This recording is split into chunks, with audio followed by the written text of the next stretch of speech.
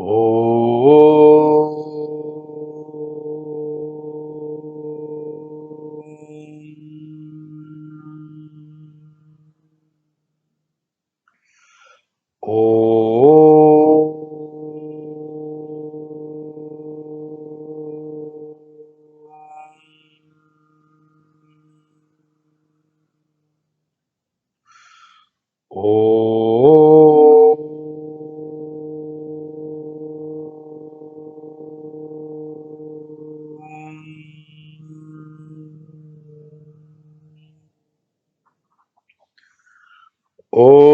श्री गणेशाय नमः।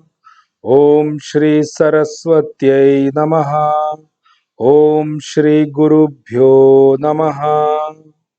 सच्चिदानन्दरूपाय विश्वोत्पत्त्यादिहेतवे तापत्रयविनाशाय श्रीकृष्णाय वयं नुमः।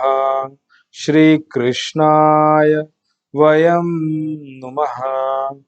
वसुदेवसुतं देवं कंसचाणूरमर्दनं देवकी परमानन्दं कृष्णं वन्दे जगद्गुरुं।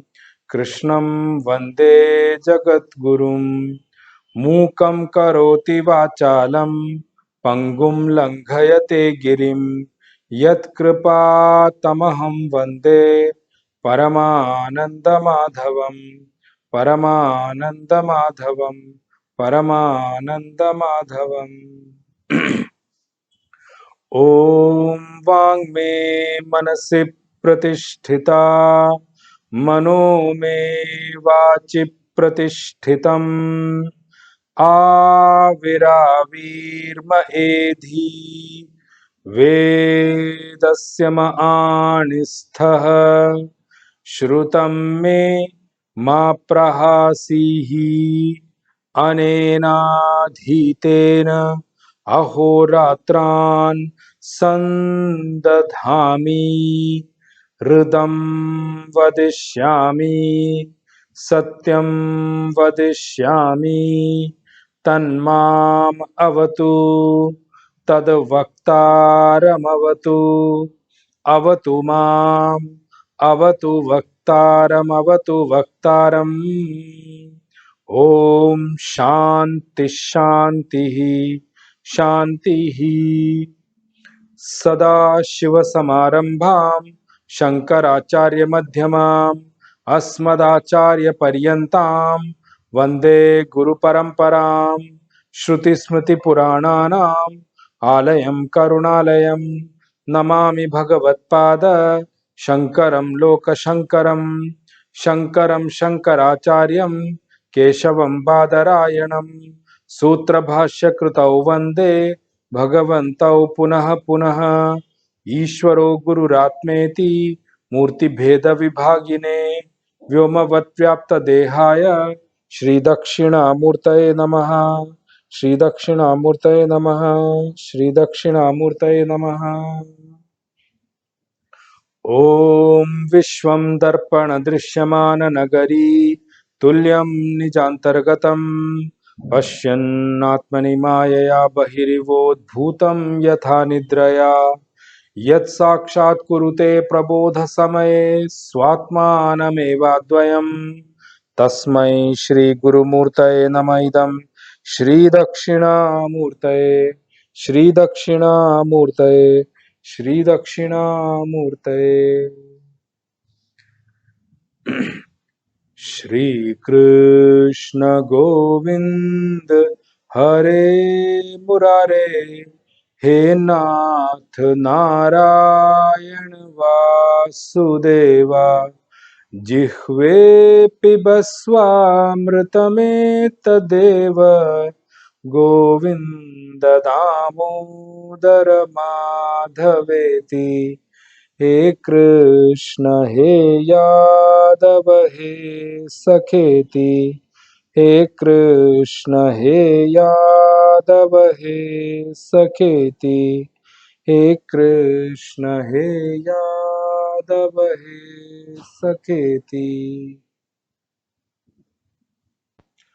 Narayan, Narayan, Narayan. Firstly, I wish all the listeners of Srimad Bhagavad Gita podcast a very, very happy festive time. Yesterday was Dhanteras, today is Narak Chaturdashi and Choti Deepavali, and tomorrow is our big festival of lights, Deepavali. And then, Govardhan Puja, Bhai Dooj, and it all continues like that. It's a festive time. So I wish all of you a very, very happy, auspicious festival of lights.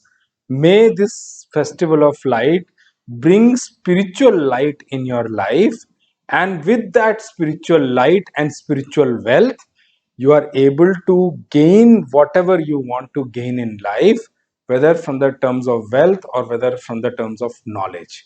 Light represents knowledge actually, and when we talk about wealth, the actual wealth, the actual wealth is the spiritual wealth. If you have spiritual wealth, all other wealth accompanies it and will be part of your life for sure. But if you do not have spiritual wealth, other wealth you may not be able to sustain for a long period of time. So you have to decide which path you want to take. So my prayers unto Bhagwan Narayana, Mother Lakshmi, Bhagwan Krishna, Bhagwan Rama, whichever way we call it, and Bhagwan Shiva, Mother Parvati, that may they bless you all to have this light of knowledge shine in your life, so that the path of life becomes clearly visible to you and you are able to walk towards the right direction, and may all other wealth accompany you throughout your life. With Jai Shri Ram. Verse number 10, chapter number 3. We will read the verse first and then we'll continue from where we left in the last session. सह यज्ञाः प्रजा सृष्ट्वा पुरोवाच प्रजापतिः अनेन प्रसविष्यध्वम् एषवोस्त्विष्टकामधुक्. सह यज्ञाः प्रजा सृष्ट्वा पुरोवाच प्रजापतिः अनेन प्रसविष्यध्वम् एषवोस्त्विष्टकामधुक्. Supreme consciousness Bhagwan Krishna from this verse is trying to explain to us what is the right way of living in this creation. We have all come about in this creation, and we are such a vast variety of beings in this creation. But what is the correct attitude of living in this world? Bhagwan is explaining from this particular verse. We saw in the last session, and I already told you, this verse has got many intricacies. So I am going to put forward all those intricacies which are there with this particular verse, so that we have a clear understanding of how we need to understand about the entire concept and philosophy of yajna, which is being explained here. So there are some aspects I already brought about in the last session.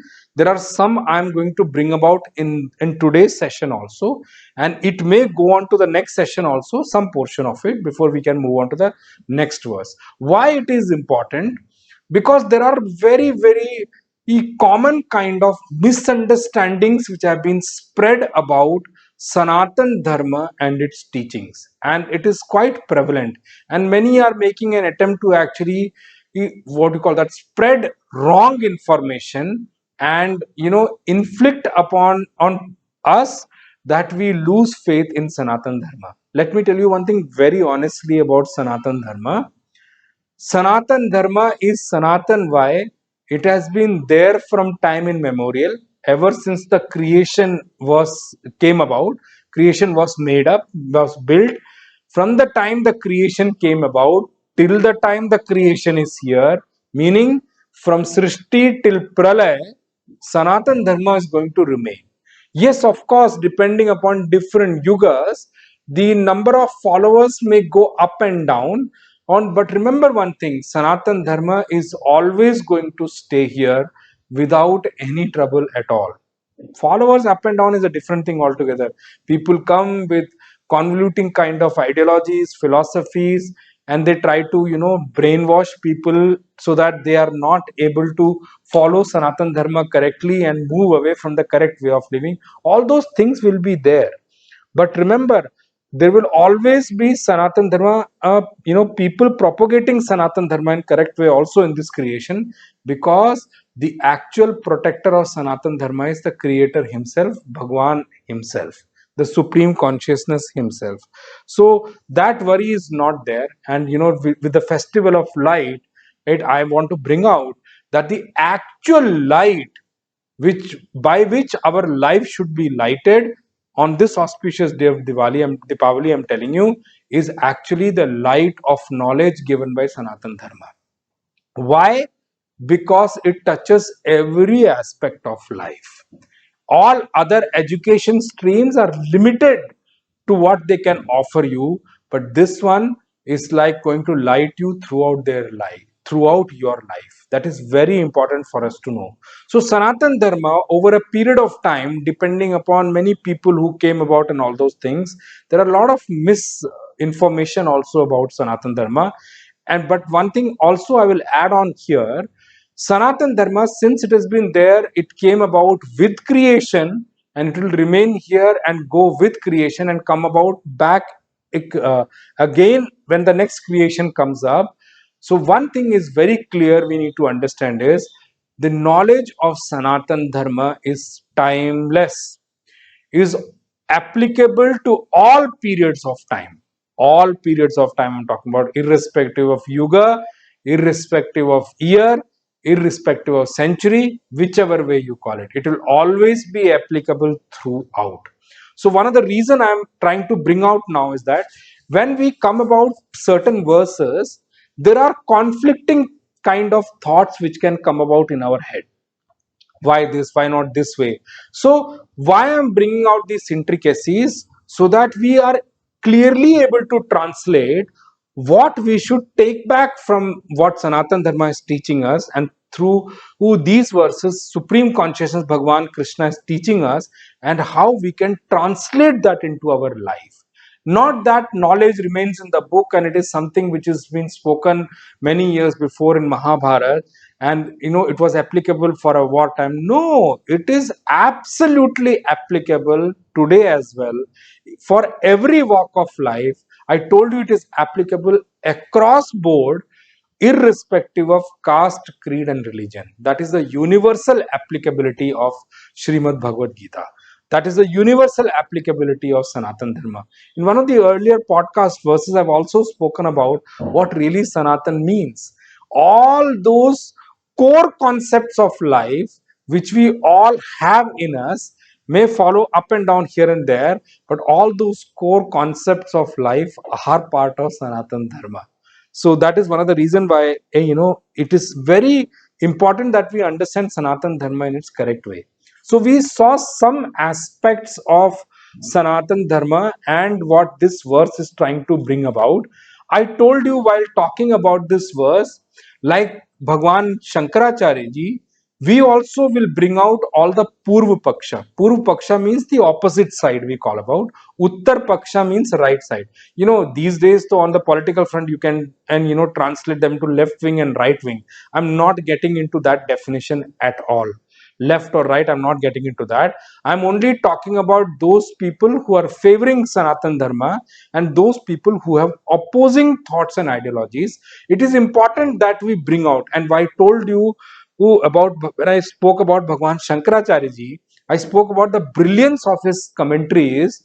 Bhagwan Shankaracharya ji, while writing the Bhashya, he himself brings out Purva Paksha. When we read his Bhashya, it may feel that there is Purva Paksha sitting there when Bhagwan Shankaracharya ji is writing the commentary, and when he is talking, then some Purva Paksha stands up and raises his question. You may feel from this commentary like that. But the brilliance of Bhagwan Shankaracharya ji is that he is so well versed with the entire knowledge stream available in this creation, that he himself will bring out Purva Paksha. Purva Paksha means the opposing side. Those who are not with the ideology of Sanatan Dharma, who are on the other side, who sees things differently and who raises question according to how that, because their understanding is very different from that.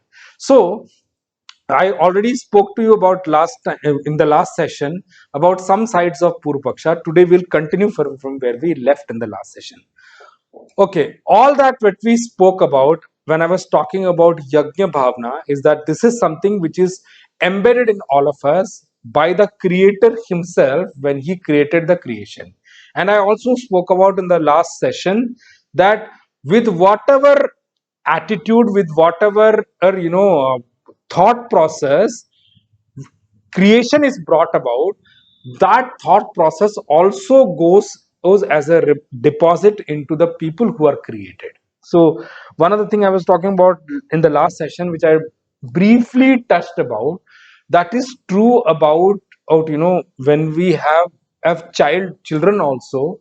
Oh, why it is important to say that the thought process of mother and father is important? That is one of the reasons, because thought process also flows from what do you call that, uh, and through progeny to the other parts. So when creator created us, at that time he created with the attitude of yajna, and that is one of the reason that the attitude of helping others, the thought of helping others, the what do you call that, which arises in us, that thought process which arises in us that I should help others, or the feeling which comes in us to help others, is part of that thought which has flown to us from the creator when he created all of us. So that is one thing we need to remember. So we said that this thought process of contribution is something which we have in us, but I am not sure how many of us are really able to come forward and do that. Comes out because of our past ways we have lived, past habits we have cultivated, past vasanas we have. I'll tell you one thing honestly about wealth also, and it's Deepavali, we are talking about that. With wealth also, the thought of holding or holding on to wealth and not even using it for myself is also part of our, past life syndrome, I'll call it. The accumulation of vasanas, or of how we lived, what habits we have cultivated, and all those things. So you will see some things come deep down from us. Yes, but we have the choice of correcting that thing, because there is nothing in us which we cannot correct. But yes, for that correction also, we have to first accept somebody who we give them the access to correct us, teach us, maybe Guru, Bhagwan, or whichever we call it. But the thing is, we have to give that access. We have to have develop the faith first. We have to go and surrender and serve to gain it from them. Yes, Guru is like a father. He will, I'll tell you honestly one thing. When I see my own Guruji, I'll say, eh, whenever I look at whatever little faith I have, in whichever form and manner, whichever quantum I have, I tell you, I give all that credit to my Guru Parampara, to my Guruji. The way I saw him emanating that faith, it was worth appreciating. And I tell you, it is simply his hand on my head, simply his grace on my head, blessing on my head, that I am able to talk to you. I'm able to live life according to that particular faith. And I told you one thing honestly in the podcast, in the earlier episodes, that the minimum we should do before we leave this creation is, if we are not able to do other things for our vertical growth, the minimum we should do is correct our faith and go. And when I see the world around, I see, forget about correcting the faith, many people are falling down to lower faiths in this life itself. Alas, what a pity of life they are living. What a pitiful life they are living. So, the minimum we should do is that correct your faith and go. Knowledge will come to you. Have that faith in your Guru and God, that you will be able to gain what they are gaining. But you have to come up with the attitude to serve and accept and continuously work upon your faith. Many a times I tell you, Puja Gurudev used to say this very beautifully. Once Puja Gurudev asked one Swamiji that, do you meditate? He said, yes, I meditate. But who do you meditate upon? He said, I meditate on you. So Puja Gurudev looked at him and said, never meditate on a living Guru. So he said, why, Gurudev? He said, because many a time for different students, Guru may have to come down to uplift someone. But when you see that act, you may lose your faith on that Guru. So never judge a Guru by what he does, because he has no personal objective at all.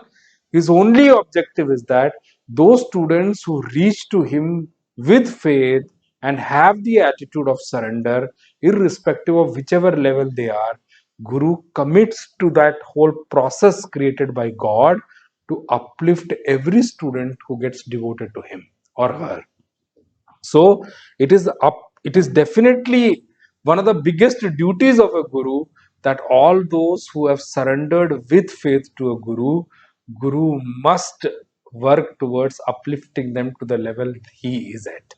So that is one of the things. So we said this attitude of compassion in us, this attitude of serving the society, this attitude of contributing from what we have called in the society as our own personal thing, the attitude of contributing from that, giving from that for somebody else, supporting someone else, is something which is naturally passed on to us by the creator, because he created us with that particular intent and attitude.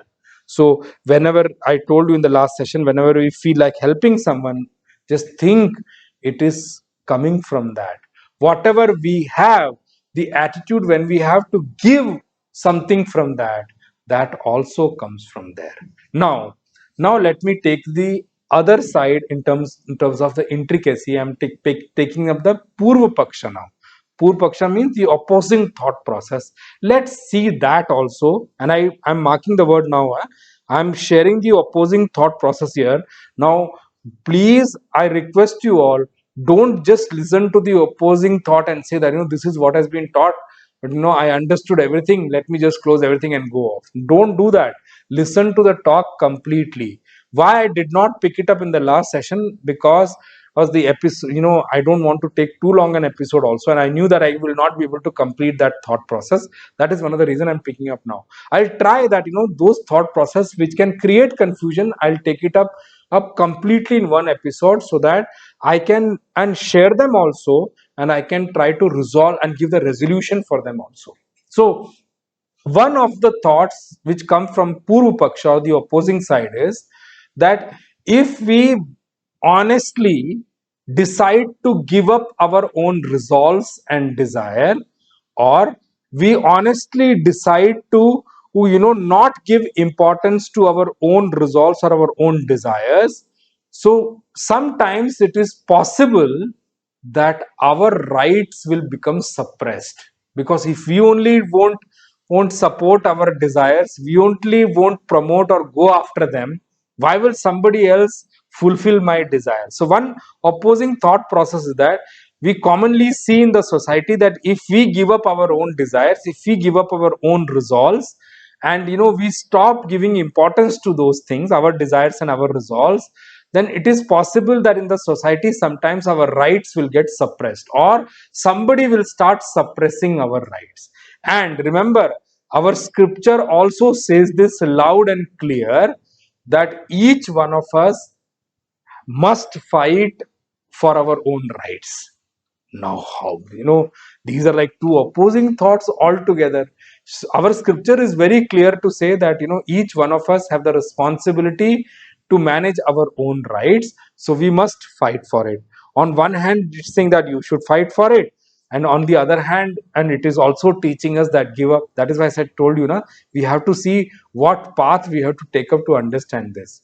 So our scripture says is very clearly that in case you are getting troubled, you are being troubled by some people, then it becomes your responsibility to fight for it, because you are your first responsibility, right?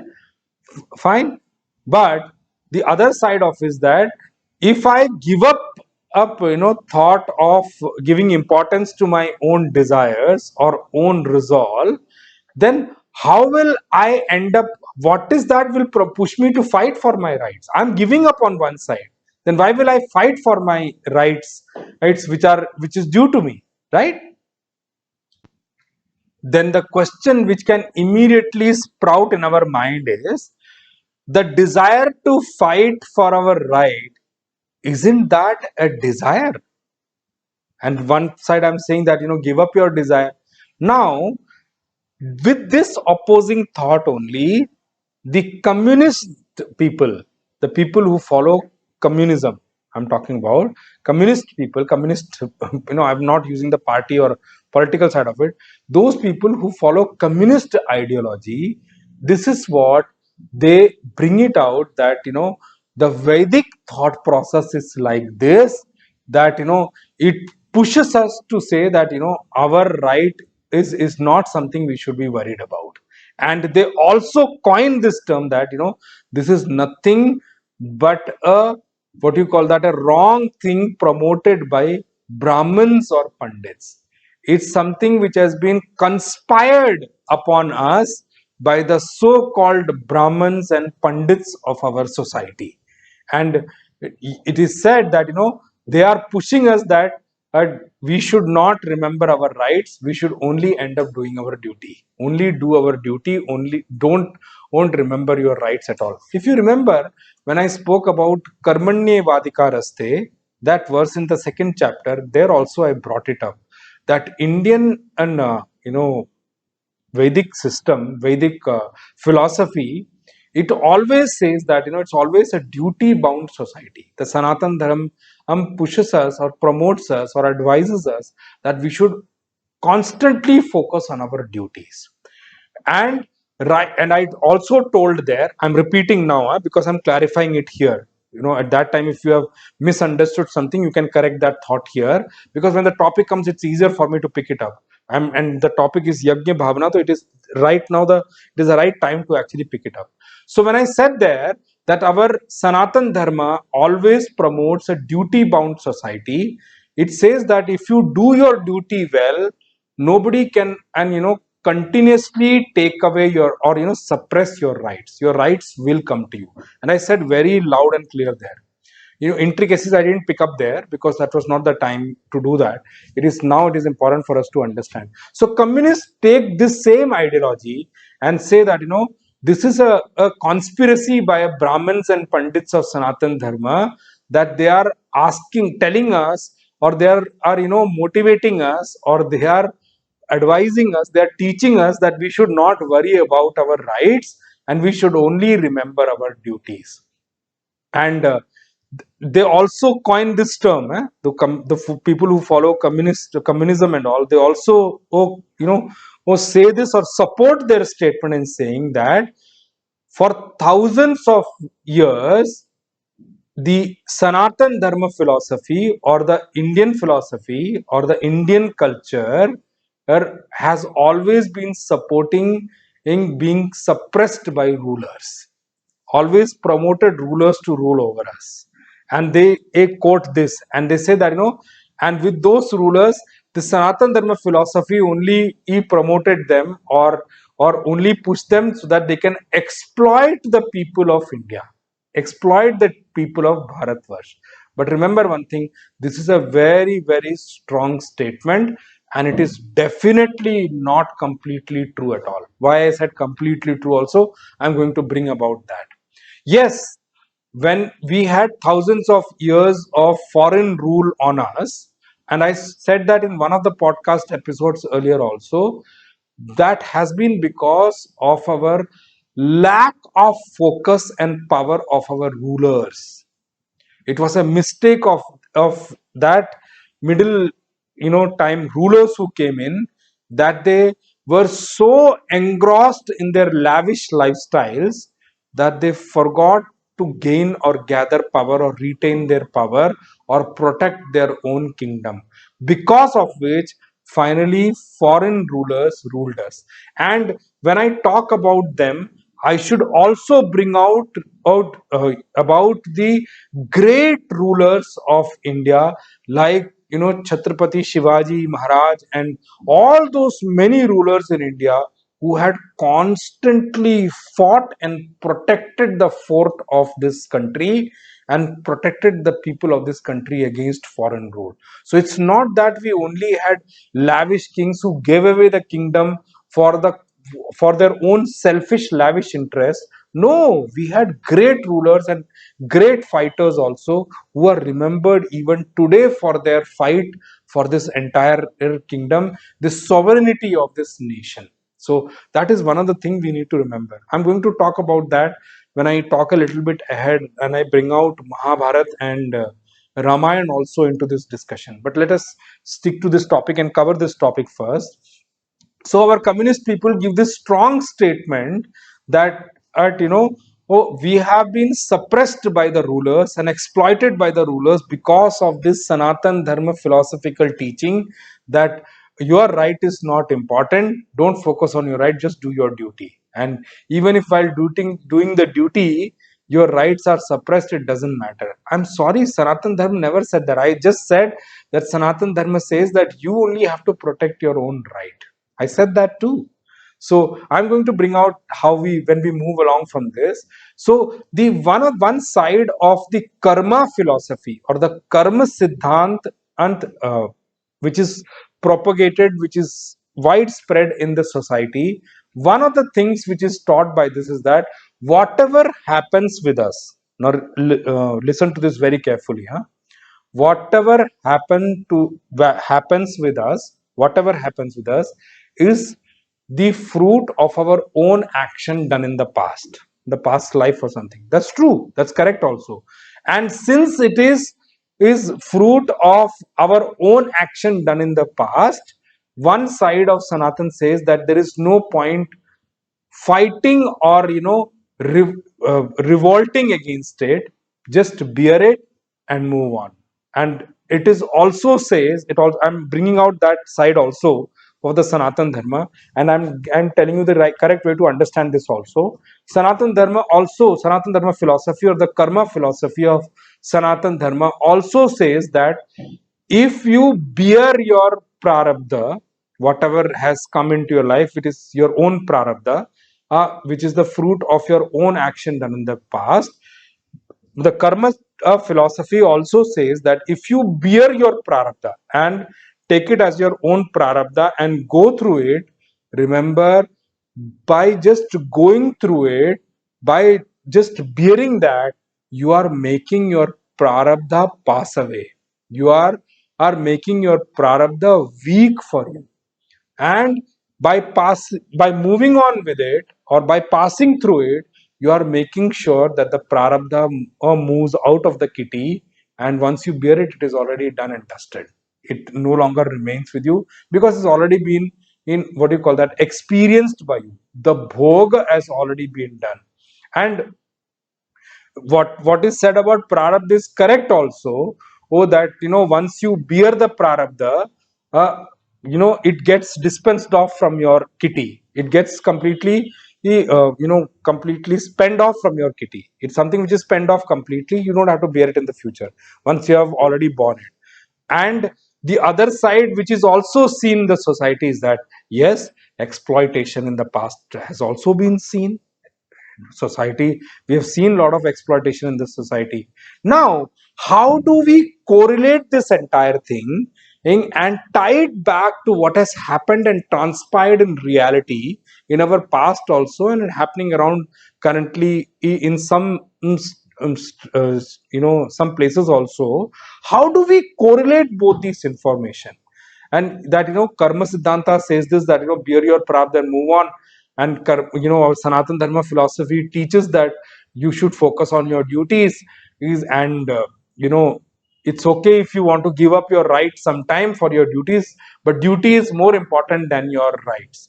But Sanatan Dharma also says that you only have to fight for your rights. Now, how do we tie all these statements together? How does it translate to me in the life now? You are telling me so many opposing thoughts. All of them stands completely opposing to each other. But Sanatan Dharma says do all of them. How? That is what we are going to bring out now when we speak about that. To translate all this into our life, or to make it transactionable, or to make it livable for me in life, that's the other side which Sanatan Dharma says, that think. You should remember one thing: Sanatan Dharma always teaches you, don't just blindly take it up. Sit down, think, and reflect. Sanatan Dharma philosophy always promotes that we must think first.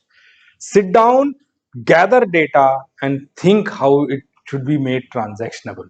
Now let's see, when we sit down and think that what happens and what at conclusion we arrive once we sit down and think about this. The karma philosophy, which is quoted to say that whenever the prarabdha comes in your life, just sit down quietly and bear them. The same karma philosophy also teaches, also promotes or advises or teaches us humanity that we should all become hardworking. It also pushes us to work hard in our life. It also pushes up, or it also promotes us, motivates us to become hardworking. The same karma philosophy which is telling us to bear the prarabdha quietly because it's part of my own actions done in the past, the same karma philosophy, the objective of karma philosophy is also to make a man, or promote or motivate a man to become hardworking.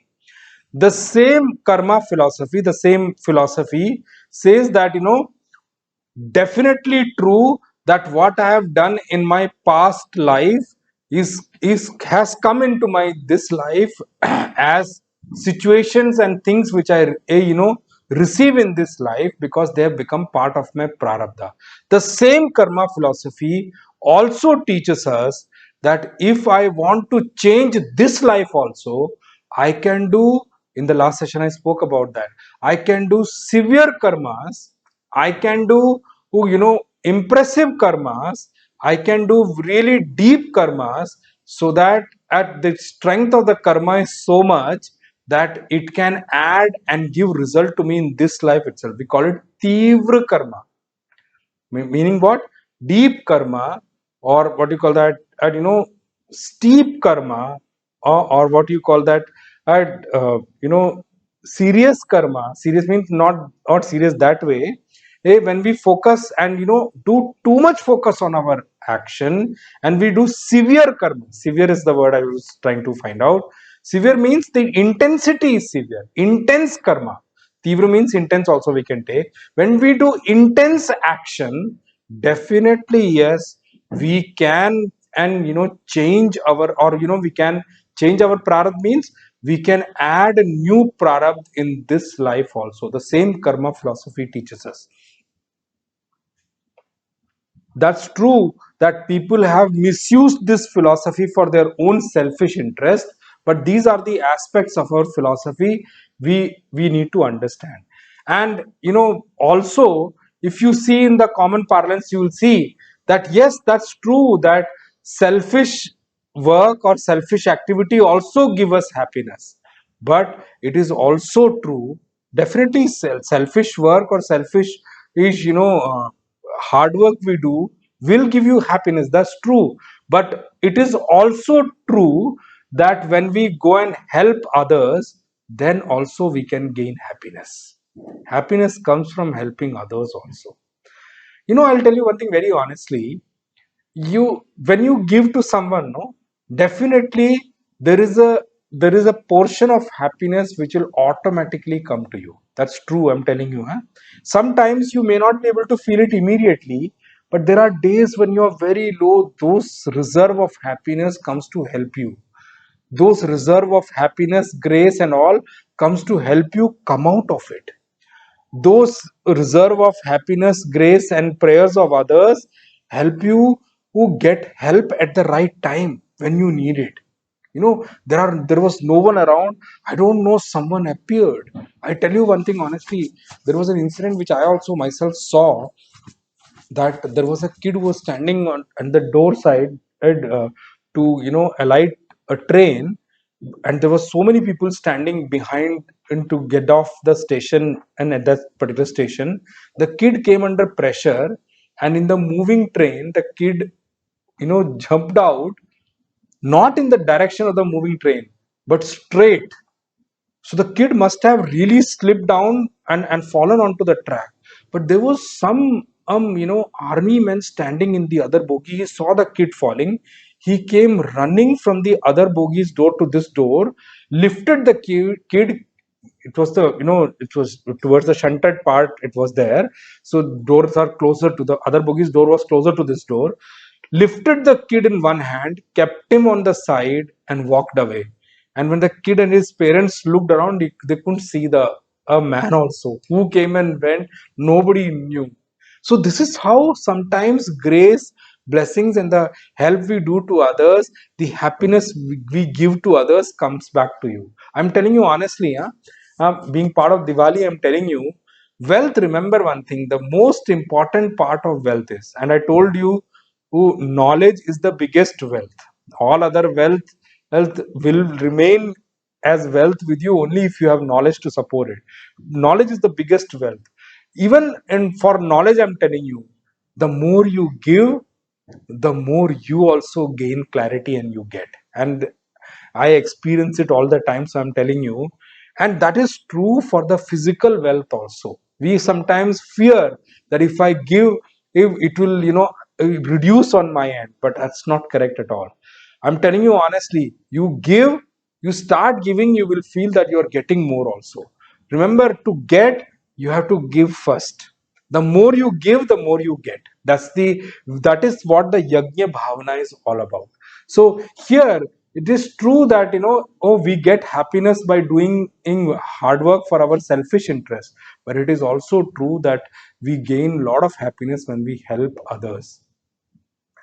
The How much natural the selfish interest for us is, it so much natural is the feeling of compassion in us also. I'm telling you honestly, even a cruel person, how much cruel that person may be, it's not that he or she is completely devoid of any aspect of, or even an ounce of compassion. No, I'm telling you honestly, and I've given you an example before also. Even those people who do crime and all, in their life, sometime they must have helped someone also. It's not that they're completely devoid of it, but yes, their feeling of compassion and all those things is overpowered by their habit and the cultivated thing of cruelty. That is why that expression may seem low. I have heard people who are going through punishment in jail also for heinous crimes also. Oh, I've heard people that some they have helped somebody outside or in the jail around them and all also. So that is true, it is there. That is, well, good and bad is there in every human being on this creation, and that is why we are born in this creation as human beings. Good and bad is there in all of us. But yes, what makes a person good? That this person has cultivated good over bad, which is inside them. Bad qualities are also over there. Sumati Kumati sabke ur hoi. Goswami Tulsidas ji says, Sumati and Kumati is there in everyone. Sumati means good thoughts. Kumati means bad thoughts, vulgar thoughts, or whichever way you call it. It is there. But the thing is, the more and more I give air to good thoughts, remember, slowly, gradually, the good thoughts will gain the power and will gain so much power that the bad thoughts will lose ground to manifest. That is the thing we need to understand about spirituality. Spirituality and satsang is actually pouring good thoughts in you, so that the bad thoughts or the vulgar thoughts or the cruel thoughts do not find any field of expression at all, and they may just slowly, gradually diminish inside you, become powerless inside you, that they cannot force you or push you into any action at all.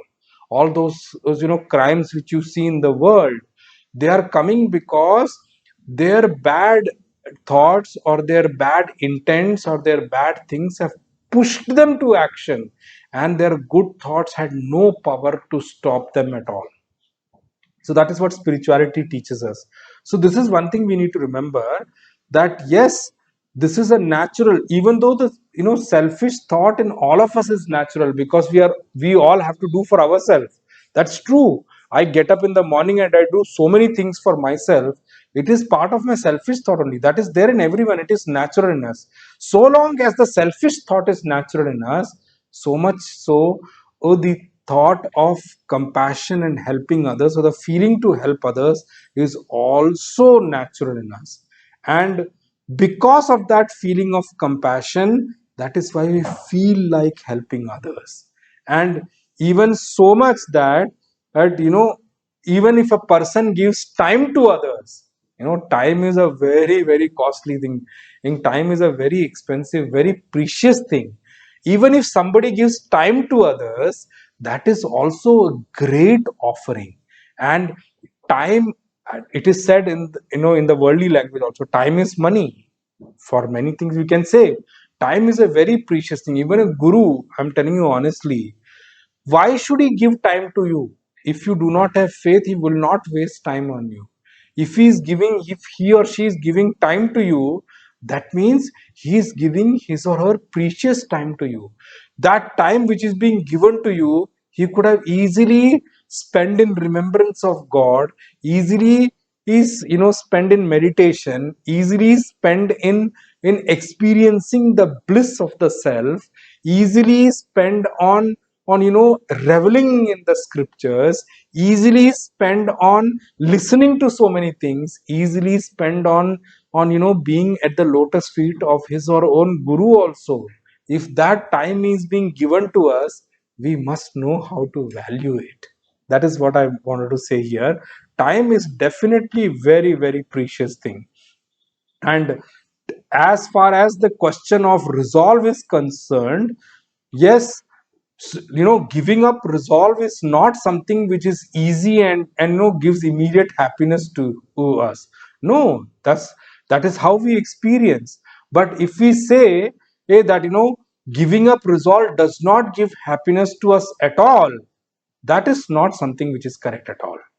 If we have someone who we have faith in, if we have someone who we are devoted towards, if we have someone who we worship in our life, who we respect in our life, who we look up to in our life, in front of such a devoted person, devoted in devoted ideal, trust me, I'm telling you, giving up our resolve sometimes, or most of the times, or all the times, gives us great peace. I'm telling you honestly, it gives us great relief, it gives us great relaxation, it gives us deep relaxation. For others, we will not be giving up, we will not end up giving our desire at all, until and unless somebody is at the altar of my devotion. That is very, very important. In case, if we had been born with the thought of not giving up our resolve at all, and if that not giving up our resolve would have been something which is natural in all of us, then trust me, family, the concept or the thing called family, could never have been materialized. We can never materialize is this concept of family unless and until we have the habit of giving up, unless and until we have the habit of giving up our own resolves. I'm telling you honestly, all those people who have raised kids, they know, when the kids are small, for their smile, how many things you give up of yours. You give up your sleep, which is so important to you, so dear to you. You give up your time, you give up your own happiness for their smile. You see, when kids, even in the middle of the night, wake up and you're fast asleep and they wake up and they cry, you give up your sleep to, pacify them, console them, and make them happy and put them back to sleep. And sometimes when you go back to sleep, you may not even get sleep again. But you do that every day in and day out without asking for your share or anything. How? Because that is something which is inherent in all of us. Without the thought of giving up, I'm telling you, the concept or this thing called family could never have been conceived of. Family concept can never be conceived of. Another thing I'm bringing up to you now from the world of working environment, I'm talking about corporate world, I'm talking about. You must have heard that a lot of people come together and make something called union, workers union, managers union, staff union. Unions are made, and what happens with those unions, they make the effort of fighting for their rights in a combined manner. They all come together to fight for their rights. Now just step back and think, even for the unions also, they try to choose a union leader. Now I'm bringing up, because in the communist ideology this union and all is there, so I'm bringing up that same thought process here also. When the moment we think of a union leader, when a union thinks of selecting somebody as a leader, they choose that person as a leader who does not have any selfish interest of his or her own. And remember one thing, the moment this union leader you see, or the union sees, that is talking to the opposite side so much, mixing up with them, the first thought process which comes in the people who are part of the union is that, I hope he is not become selfish, and has not forgotten our rights, he's not forgotten the actual reason why we are all here. So the moment, and the union leader starts to mix up with the opposite side, the first thought which comes in the people following the union is that, I hope he's not become selfish. That is very important for us to know. These things I'm bringing out because these are aspects of life we all see around. We may not pay attention to it so much. Just think, the union has come together or has been made to fight for their selfish rights, for their own personal rights, right of everyone who's part of the union. But remember, for that union also, for choosing a leader, they choose one who has gone above the selfish interest and work for the union.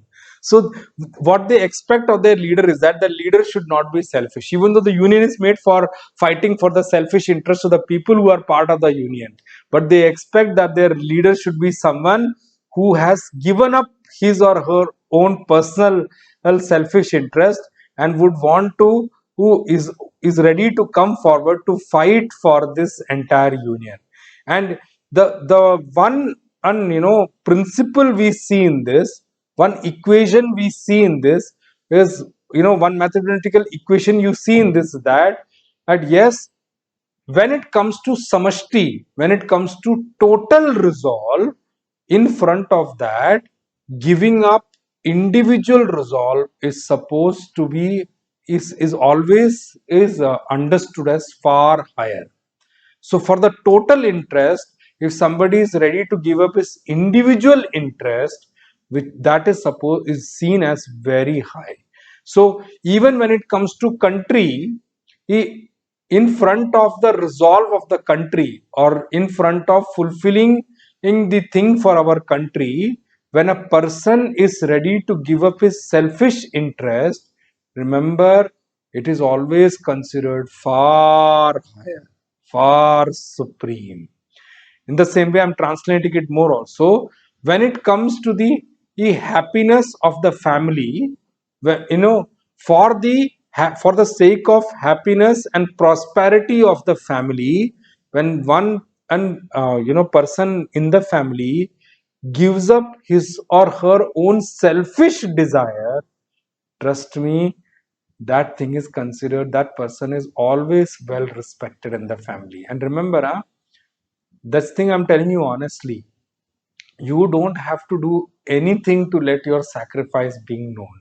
Sacrifice is something which will never remain hidden, never. Why a guru becomes popular in the society? why a guru becomes popular around the world? Because the guru has decided to give up his selfish interest. There are a million and zillion things a guru could do with his time, but when he or a guru gives up his selfish interest and comes forward to give his precious time and work for the common goodness of the society and people around the world, that is how guru gains popularity. That is how a guru starts to be known in the world. Guru is not known because of any marketing or advertisement or nothing of that sort. Guru is known automatically by the sacrifice he does for the society. And remember one thing, sacrifice is never hidden. Whether you talk about in the society by a guru, whether you talk about by a person, by being done by a person in a family, whether you talk about being done by somebody for the nation, sacrifice is something which will always be known.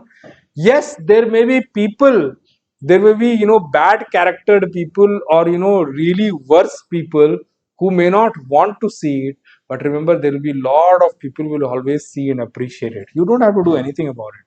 So yes, for the happiness and prosperity of family or a nation also, there are so many people who have come forward and given up their own personal selfish interest and worked for that thing. And yes, if you really want to contribute for your family also, even if you are not able to give up your desire completely, but yes, you have to give up at least some desires of yours so that you can contribute for the family. Yes, there are people who feel, why should I do for them? Why should I do for my brother? I'm going to come and give you example. And such a lovely time, Deepavali, when Bhagwan Ram was coronated as the king after winning over Ravan, killing Ravan, gaining back Sita ji, and he had come back, and then the coronation happened on Deepavali. So Deepavali is celebrated like that. You can hear while I'm giving this discourse, or I'm giving this teaching to you all when I'm giving a talk on Bhagavad Gita, you can hear lot of cracker sounds being heard at the background. So please excuse me because it's Deepavali time. So that sound is natural if you are living in India, or if you're living in Bharatvarsha.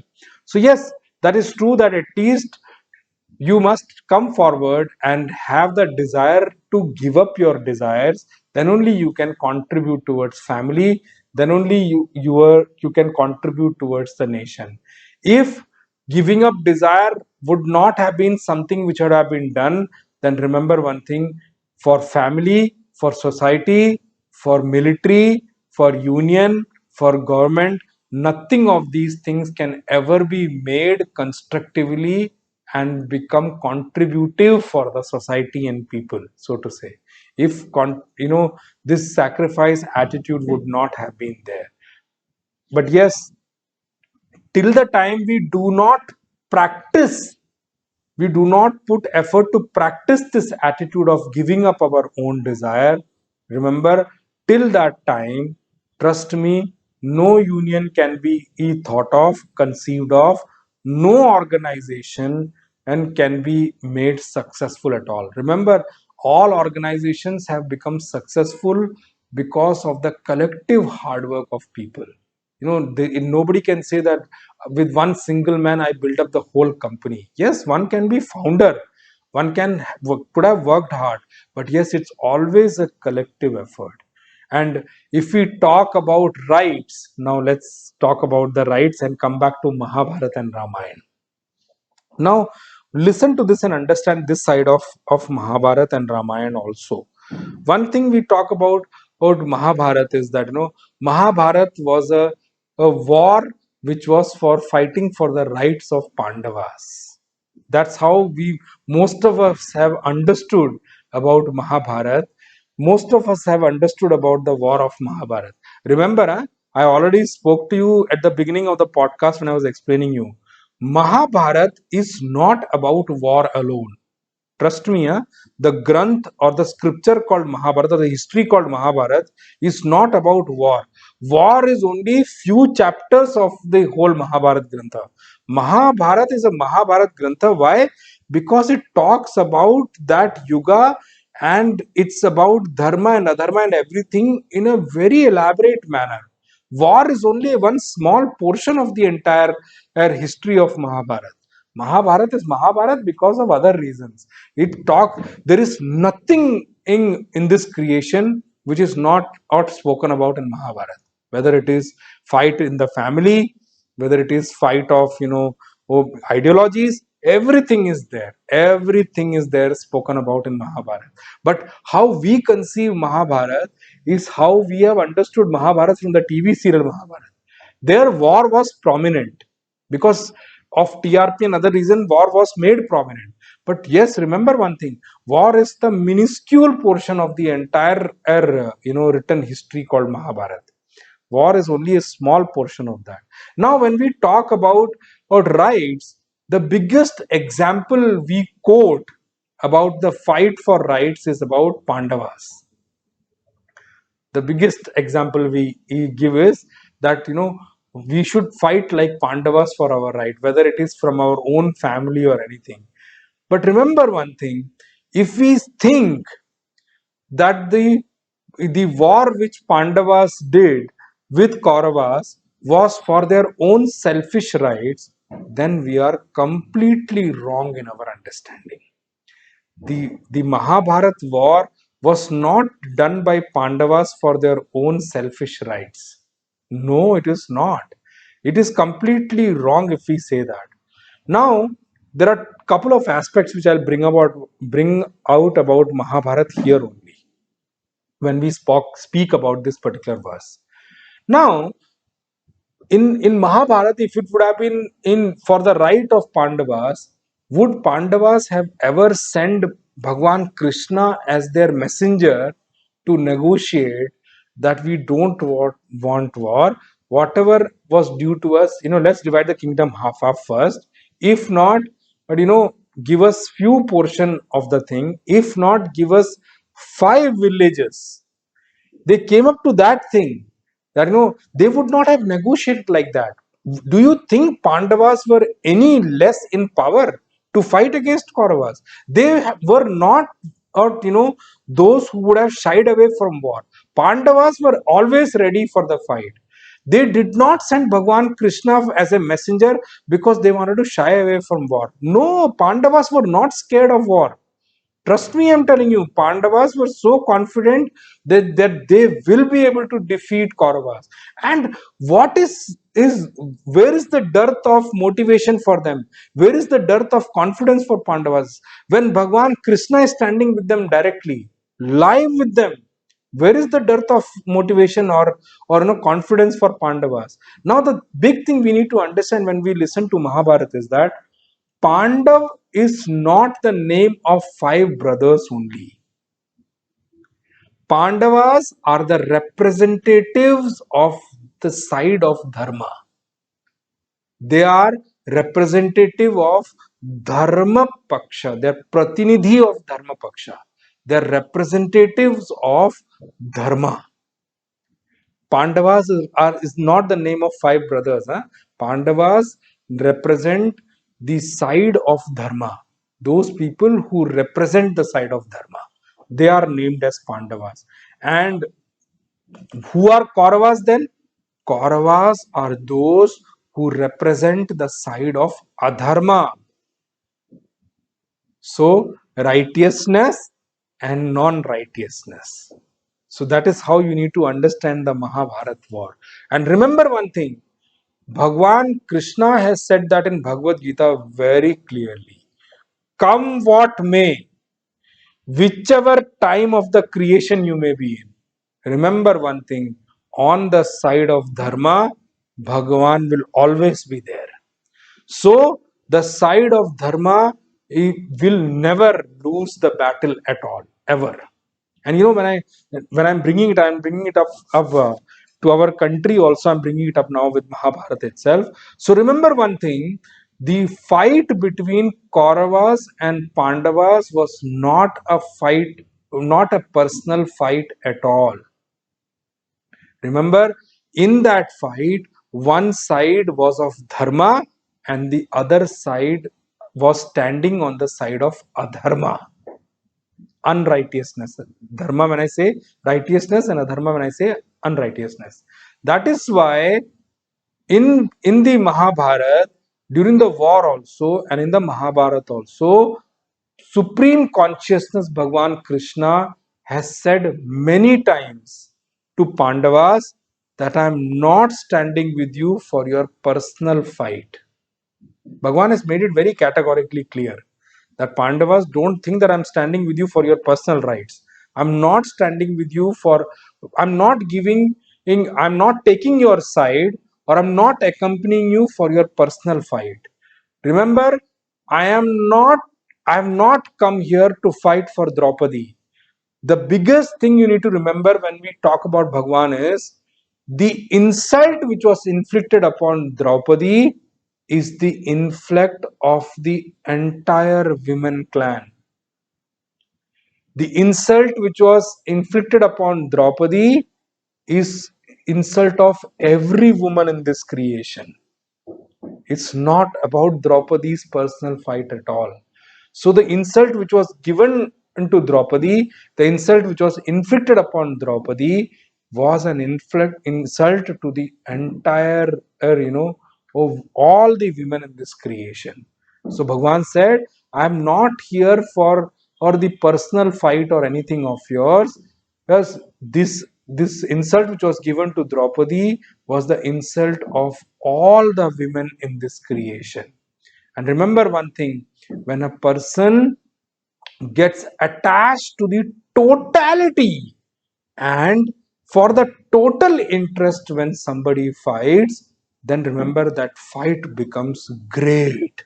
That is why this, even the war is also called Mahabharat, and it is not called Bharat war or anything, it is Mahabharat. Maha means great. It's a great war. Why? Why it is a great war? Because that war is between dharma and adharma, and the result of that war, the eventuality of that war is that adharma got defeated and dharma got re-established. And remember what I spoke about in the Upodghat, or the preface bhashya of Bhagwan Shankaracharya ji. Dharma is the one which Bhagwan has created here, which is the axis of this creation. This whole creation is running about on a day-to-day basis because of dharma in there. Dharma is the one which is running this whole creation. The moment dharma is lost, I'm sorry, it's time's up. Creation is gone. So it is not possible for adharma to win all the time. And adharma has to get defeated in front of dharma. That is why we need to understand, when we have our personal fight alone, there is nothing so great about it. It is personal fight. We may get our right after that fight, but that's up to us. We don't become great with that fight, right? Even though in the personal fight also, in the fight of totality also, the person, the one who is fighting is the person only. But remember, on one place he is fighting for the totality, and on one place, because he is fighting for the total, he is fighting for the benefit of everyone. That is why that it adds to the greatness of that person, because this person is fighting for the right of the entire society, is fighting for the peace of the entire society. That is what is there about the greatness of, that is what adds to the greatness of this person. This person is not fighting for his own ego or his own selfish interest. That is one of the most important things we need to understand. Let me just take up about Ramayana also in the same aim, talk, so that you understand both the aspects of it. Now, of course, Deepavali is also about the coronation of Bhagwan Rama as the king of Ayodhya. Now, you just step back and see the entire canvas of Ramayana. The entire canvas of Ramayana teaches us how to sacrifice, how to give up, how to be over encompassing, how to think of totality. Think about the four brothers. Means you cannot even describe the love which was there between the four brothers, between Bhagwan Ram, Lakshmanji, Bharatji, and Shatrughanji. What kind of love they had with each other. They always are eager to give up, always were eager to sacrifice for others. When Bhagwan Ram was sent to forest, exile for 14 years, did Bhagwan Ram stand up and go to his father and fight? It's my right to become the king. I'm the elder son. Why are you not giving me? Who is Bharat? Nothing of that conversation happened. Bhagwan seamlessly walked into the forest. Bhagwan was more than happy that Bharat is going to become the king. Even though Bharat is younger to Bhagwan, there was not a feeling that I'm elder, so I should only get it. Yeah, me, that. That is not how a family is made. The concept of family we need to understand from Ramayana. You see, when Bharat went to Bhagwan Ram to pacify him, and there's a big blunder which has happened by my from by my mother. Please, I cannot take the kingdom of Ayodhya. Bhagwan, please come back. The kingdom belongs to you. You see the humility and the love of Bharatji towards Bhagwan. And Bhagwan is Bhagwan. Bhagwan said, Bharat, I am confident that you can manage. And Bharat is also Bharat. Bharat said, Bhagwan, I am not going to sit on your throne at all. And Bharat gave what? Bhagwan, the day 14 years complete, the next day, if you don't reach there, trust me, you won't find me alive. You see how much pressure was there on Bhagwan Ram to reach back on time. That is why he has to request, Vibhishan, that Vibhishan, you know, tomorrow if I don't reach Ayodhya, I may not be able to find my loving brother Bharat, because I know he's a man of his words. So please lend me your, what do you call that, A380, which you can call it this way, Pushpak Viman, or the flight called Pushpak, so that I can reach Ayodhya much faster.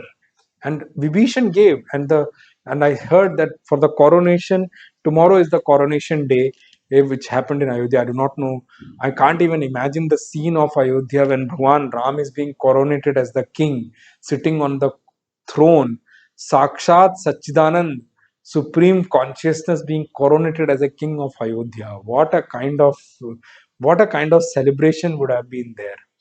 It is not something which we can imagine. And I heard entire all those monkeys or vanaras who were part of the war, and who did not end up giving up their life in the war, they all accompanied Bhagwan Ram for the coronation. Imagine, and he called Vibhishan and everyone also for the coronation. You see, that is the beauty of Bhagwan Ram. So the moment you think about Ramayana as a canvas, think of the sacrifice which have been done by brother. And do you think that Bhagwan had a personal animosity with Ravan that he killed him? Remember, no. Bhagwan was not having a personal fight with Ravan. Here Ravan was no one but a one who was always interested in snatching things from others. He was nothing less than an organized robber. He always was snatching things from here, stealing things from here, taking away this thing from someone. This fight between Bhagwan Ram and Ravan was the fight of ideology. It is the fight of philosophy. Ravan also represents adharma. Now remember one thing, when we talk about Ravan, and of course it is true that Ravan's Lanka was completely made of gold. It was completely made of gold. But remember, there was nothing which was grown there. There was nothing which was made up there at all. How was it completely filled up? From heaven up to earth, whatever things good Ravan and came across, whatever good things Ravan came across, he snatched away from them, including Pushpak Vimana. Pushpak Viman was with our Dhanadhyaksh Kuberji. Kuberji's Vahan was this thing. When Ravan went to Kuberji and said, you know, you are my cousin brother anyway, and you have nowhere to go. What are you going to do with Pushpagman? I'm taking it away from you. And he didn't even ask. He just snatched it from Kuberji. So just remember one thing. It's not about things. Whatever good Ravan used to find, he used to take, including good women also, beautiful women also. See, imagine the kind of selfishness of Ravan. So, Dashara or Vijay Dashmi just went by. The moment we talk about Vijay Dashmi, the first thought which would come into our mind is, come into our intellect is, Vijay Dashmi is a festival of win of truth over falsehood, truth over the false, असत्य के ऊपर सत्य की विजय. And it is a festival of, or the celebration of, winning of truth over the false. So the entire fight was about two different thought processes which were completely opposing to each other. And remember, there the goodness or the thought of truth won over the thought of falsehood, won over the thought of selfishness, won over the thought of inflicting pain on others continuously here and there. Uh, it is not about a fight of a personal right of Bhagwan Ram. No, you think that Bhagwan Ram went to fight with Ravan for a personal right? Yes, Sita ji was definitely one of the main in factors why Bhagwan Ram fought with Ravan. But even before the fight, also there they went to Ravan and said, even now, if you return Sita ji to me, I will spare you. But Bhagwan knew that he's not going to come up to that thought process at all. The fight is inevitable; it's going to happen for sure. So that is one of the things we need to remember about, or when we talk about Ramayana also, the context and the canvas we should know clearly. It is not a fight of selfish right only. It is not a fight of a personal right only. Remember, without moving above your selfish interest, no fight can be done for a long period of time. Now, since I'm on this topic of Ramayana and I spoke about Mahabharata, another thing I want to definitely speak about. You must have heard the thing which we had, warlike situation we had called Operation Sindoor. When we talk about Operation Sindoor or the fight we have with Pakistan is also always about, dharma winning over adharma. Terrorism can never be part of dharma at all. It will always fall in the category of adharma. Why? Your interest is only killing, in looting, in robbing, or just inflicting pain on people. It cannot be dharma at all. You may be coming from whatever brainwashed methodology. I'm not coming to that point at all. So the Operation Sindoor was also about dharma fighting with adharma. Remember one thing, India has been very popular. One ideology we have in India is that we are never the first one to begin the war. But if we are troubled, we will not stay back also. Why should we? We have all the resources to punish our enemies. We have all the resources to protect our sovereignty. We have all the resources and power to protect our boundaries. It is not about adharma from Pakistan only. It is about adharma if it comes from anywhere else. I feel God is with us, as standing with us as power, so that dharma only wins over adharma. Remember one thing, that is one of the aspects we need to understand about current situations also. Oh, so without moving above your selfish interest, no fight can be sustained for a long period of time. And if this is true, then the thing we need to conclude is that without the thought of yajna bhavana, or without the intention of sacrifice behind it, without the thought of yajna behind it, no fight can ever be fought. So, moving over your selfish interest means yajna bhavana. Simple as that. You are moving into the category of doing for the a bigger good of the nation, God and all the bigger things above your selfish interest. Which means what? The moment we move above our selfish interest, we are moving above, or we are going and attaching ourselves to our natural process. Naturally, we are supposed to be of the nature of sacrifice. Why? Because compassion is supposed to be at the core of all of us, and yes, that is supposed to be called as yajna bhavna. Now remember one thing: without enjoining ourselves with this attitude and feeling of yajna, remember, God never gives big tasks to us. If we are if we have enjoined ourselves to this intent and attitude, or the thought of yajna, or yajna bhavna, trust me, God will also give us big responsibilities. That is how God functions. Remember, selfishness is actually, what you call that, chaining ourselves to limited things.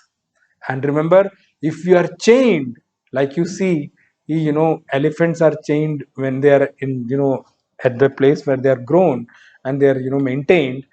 When they are chained, chaining us means it restricts our movement.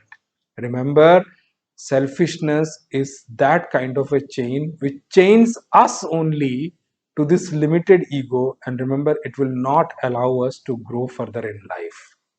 Now, when Prajapati created this entire creation, the biggest thing Prajapati gave us or passed on to us is that through themselves they gave us and passed on to us this thing called Yajna Bhavana.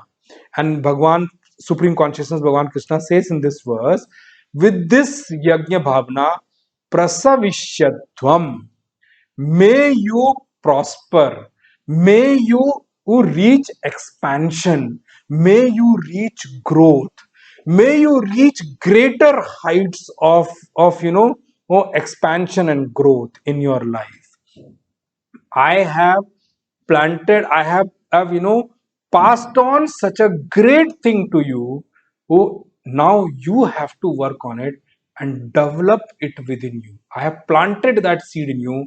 Now you only nurture it, you only take care of it, so it is nurtured in such a way that it gives you greater results and make you achieve greater things in life, much above your or selfish interest. You must have heard in our Puranas that there is a cow called a Kamadhenu. It's very popularly mentioned, and it is said that Kamadhenu is a cow which is there in Swarga, and it is said that Indra also stole it from Rishi in the earth. There are a lot of stories around it. I'll come back and tell you some other time. But what is the property of Kamadhenu? Kamadhenu's property is that whatever you desire, when you milk it, that desire is fulfilled. So, Kamadhenu. Kam means desire. Dhenu means the one who gives. The giver of desire is called Kamadhenu. Giver of what desires? Whatever you desire is given to you, and that is Kamadhenu. And popularly it is said that it is with Indra. But remember one thing: the truth is, Yajna Bhavana is that Kamadhenu, which Bhagwan is asking us all to nurture in us, asking us all to grow with it. Remember, it is not something which I have given to Indra only. I have given to each one of you. Now, remember, you nurture it, you nourish it, you protect it, and go ahead and fulfill all your desires the way Kamadhenu fulfills desire of Indra and other. Remember, this should become one of the most prominent things of your growth development, your prosperity. And remember, we are talking about Kamadhenu and all on the day of Deepavali itself. So that's it for the session today. We'll see the rest in the next one. And at the end of this session, I will also once again pray that you may all grow and prosper in your life and reach greater heights with the grace and blessings of Bhagwan Ram. and the entire Rishi Parampara. कायेन वाचा मनसेन्द्रियैर्वा बुद्ध्यात्मना वा प्रकृते स्वभावात् करोमि यद्यत् सकलं परस्मै नारायणायेति समर्पयामि श्रीमन्नारायणायेति समर्पयामि। ओम पूर्णमदः पूर्णमिदं पूर्णात् पूर्णमुदच्यते पूर्णस्य पूर्णमादाय पूर्णमेवावशिष्यते। ओम शांति शांति शांति। हरि ओम श्री गुरुभ्यो नमः। हरि ओम। ओम तत्सत्।